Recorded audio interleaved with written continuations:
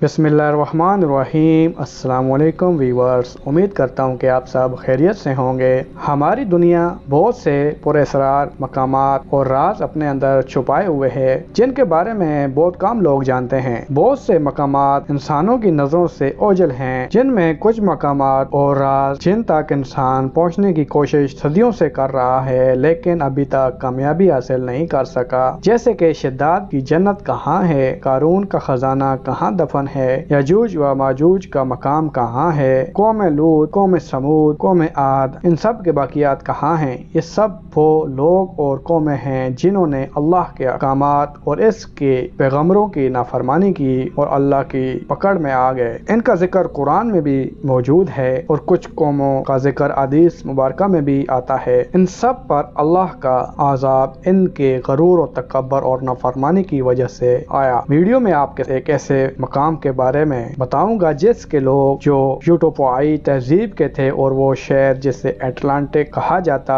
है वो अपने इल्म और गरूर की वजह से नेस्त नाबूद हो गए और साइंसदान आज तक इस शहर को ढूंढ रहे हैं। वीडियो में आगे बढ़ने से पहले आप तमाम दोस्तों से मेरी गुजारिश है कि मेरे इस चैनल को सब्सक्राइब कर दें और साथ में दिए गए बेल के आइकन को भी ऑन कर दें ताकि इसी तरह की मजीद मालूमाती वीडियो आप तक आसानी पहुँचती रहें। अटलांटिस बहरे ओकेनूस में एक अफसानवी जजीरा है। इसके नाम को बाज़ औक़ात एटलांटिस या अटलांटिक भी कहा जाता है। अटलांटिस का पहला जिक्र यूनानी फलसफी अफलातून से आया। इसने इस जजीरे के बारे में अपने दो मुकालमे तैमियस और क्रेटा में लिखा है। ये दोनों मुकालमे 360 कबल मसीह के बारे में लिखते हैं। मुकालमे लोगों के दो या दो से ज्यादा ग्रुपों के दरमियान गुफ्तगू पर मुश्तमिल होता है। इन मुकालमों में इक़रार बयान करता है कि वो अटलांटिस के बारे में क्या जानता है। इनका कहना है कि ये मालूमात कदीम मिस्रियों से मुंतकिल हुई हैं। उनके मुताबिक अटलांटिक एशिया और लीबिया के जज़ायर से भी बड़ा जजीरा था। ये कोलेट के सतूनों पर वाक़िया था। अरकलस के सतून जिन्हें आजकल अब नए जबराल्टर के मशरकी सिरे पर है उसका एक नाम है जो बहरे रूम को बहरे ओकियानूस से मिलाता है। अटलांटिक एक अमीर जजीरा था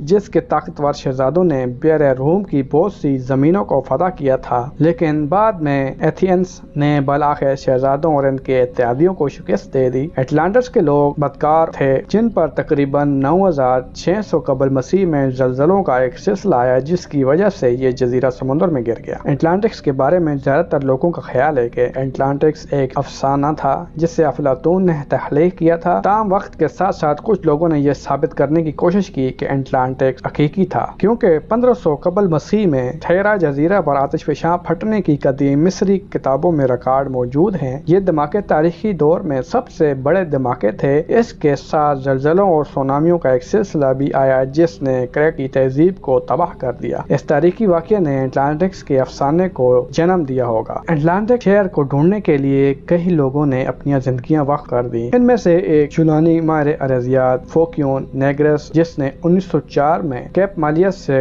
दूर समुद्री तह में कदीम शहर की तलाश की इतला दी जो बरे आज़म यूरोप का जनूबी मशरकी कैप है और यह सिलसिला इसी तरह चलता रहा। आखिर 1967 में माहिर अरजियात फेल्मिंग ने पाओलो पेट्री को दोबारा दरियाफ्त किया। इसे पाओलो पेट्री इसलिए कहा जाता है इसके करीब तरीन इस जजीरे का नाम पाओलो पेट्री है क्योंकि शहर का कदीम नाम अभी तक मालूम नहीं है। फेल्मिंग पेलोपोनियस के जनूबी साइड पर फेल्मिंग की मुलाकात जर्मन कैंपर्स के एक खानदान से हुई जो इससे स्नोरकलिंग करते हुए जो इन्हें पाओलो पेट्री के जजीरे पर ले गए। समुद्र में सफर करते हुए अचानक 2 मीटर गहराई में पानी के अंदर उनकी नजर दीवारों, कमरों और मकबरों की उलझी हुई जालियों पर पड़ी। ये सब बेकायदा पत्थरों से बनी हुई थी। फिल्मिंग अपने हाल ही में शाया शुदा यादाश्त एपोलोनिया ऑन माय माइंड में लिखते हैं दीवारों के अजीब व गरीब नमूने जिनमें से कोई भी सीधा नहीं था। इन्होंने कहा कि यह सब देख कर मैं बहुत हैरान रह गया। इसने अगले 2 दिन दीवारों की पैमाइश और खाके बनाने और पानी के अंदर मौजूद जगह की तस्वीरें लेने में गुजारी। वापसी पर फेल्मिंग ने कैम्ब्रिज के साइंसदानों के साथ मिलकर खाके देखे जिसमें 15 इमारतें, सनतों, गलियों और 2 चैम्बरों के मकबरे और कम से कम 37 कब्रों की निशानदेही की गई थी। इन्हें वहाँ एक तांबे का मुजस्मा भी मिला जो 1000 से 3000 कबल मसीह से ताल्लुक रखता था। ये वही दौर था जब इंग्लैंड में स्टोन हेंज का पत्थरों का दायरा बनाया गया था और मिस्र में गेजा के अहराम बनाए गए थे। उस वक्त साली शहर जिसे पाओलो पेट्री कहा जाता है तजारती बेड़े के लिए बंदरगाह शहरों में से एक था। फेल्मिंग के کہتے ہیں کہ پاولو پیٹری میں تاجر اور طویل فاصلہ تک جہاز رانی کی سرگرمیاں تھی اور اس وقت کے لوگ کپڑے کی صنعت میں بھی بہت مہارت رکھتے تھے۔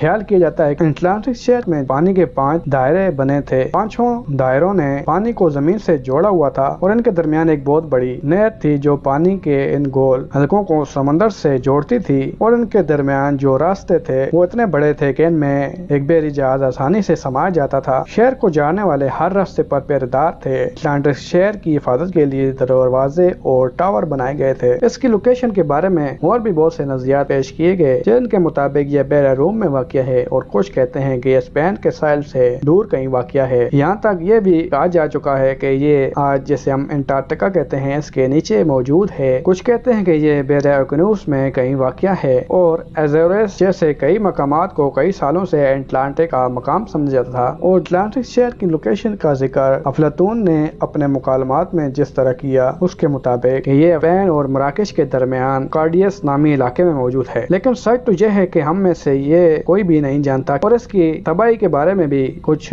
نظریات موجود ہیں۔ ان کے مطابق قدیم یونانیوں کا خیال تھا کہ ماضی بعید میں ایک جزیرے کی سلطنت سمندر پر حکومت کرتی تھی جسے اٹلانٹس کہا جاتا تھا۔ اٹلانٹس کے بادشاہوں نے ایک زبردست تہذیب کی تعمیر کی، لیکن ان کے غرور نے آخر کار دیوتاؤں کو ناراض کر دیا، جنہوں نے ان کے جزیرے کو زلزلوں اور آگ سے تباہ کر کے اسے سمندر کے نیچے بھیج دیا۔ ایک اور نظریے کے مطابق یوٹوپائی تہذیب کے لوگ لالچی تھے اور بہت مغرور بھی تھے، اور غیر اخلاقی سرگرمیوں کی وجہ سے ان کے دیوتا غصے میں آ گئے، اور سزا کے طور پر دیوتاؤں نے آگ اور زلزلوں کی ایک خوفناک رات بھیجی، جس کی وجہ سے اٹلانٹک سمندر میں ڈوب گیا۔ ایک اور اہم نظریہ جس کے مطابق اٹلانٹکس کے لوگ علم میں بہت آگے نکل چکے تھے، جنہوں نے کرسٹل کی حرارت سے سمندر کے اندر موجود سوئے ہوئے آتش فشاؤں کو چھیڑ دیا، جس کی وجہ سے اتنے بڑے زلزلے اور سونامیاں آئیں کہ وہ شہر نیست و نابود ہو کے سمندر کی گہرائیوں میں چلا گیا، اور سائنسدان آج تک اسے ڈھونڈ رہے ہیں، لیکن کوئی بھی نہیں جانتا کہ اٹلانٹکس کا شہر حقیقی طور پر موجود تھا یا نہیں، یا محض ایک کہانی ہے۔ یہ سب بڑے رازوں میں سے ایک راز ہے، لیکن حقیقت کوئی بھی نہیں جانتا سوائے اللہ کے۔ امید کرتا ہوں کہ ویڈیو آپ کو پسند آئے گی۔ ویڈیو پسند آئے تو اسے لائک اور شیئر کر لیجیے گا۔